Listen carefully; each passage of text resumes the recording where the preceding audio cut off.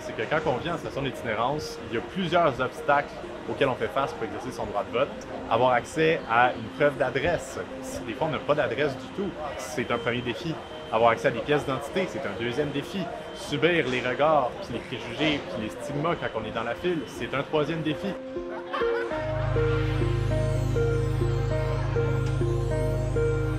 Ce qui a été mis en place, c'est une journée offerte aux personnes en situation d'itinérance de toute l'île de Montréal de pouvoir voter ensemble au même bureau de vote. Notre affaire, notre objectif, c'est d'offrir une voix à toutes les personnes qui n'osent pas la prendre en fait, et puis rappeler que peu importe votre situation, vous restez citoyen, vous avez le droit de vote et on offre la possibilité d'exercer ce droit de vote.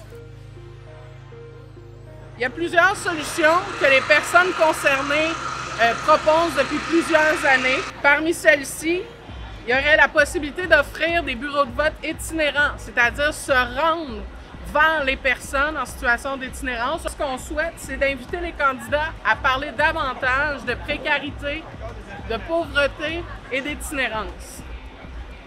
Il reste quelques jours à la campagne et c'est maintenant le temps d'en faire une priorité pour les différents partis.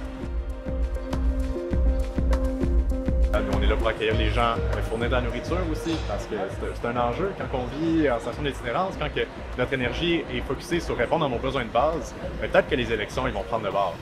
Puis en se rassemblant tout le monde ensemble aujourd'hui, en étant juste en face du bureau du directeur du scrutin pour pouvoir aller exercer notre droit de vote, on essaie de déconstruire ces obstacles-là le plus possible, mais inévitablement, il reste du travail à faire. Puis ça va être avec le directeur général des élections du Québec et les mêmes organismes au niveau municipal et fédéral qui vont devoir effectuer ce travail-là.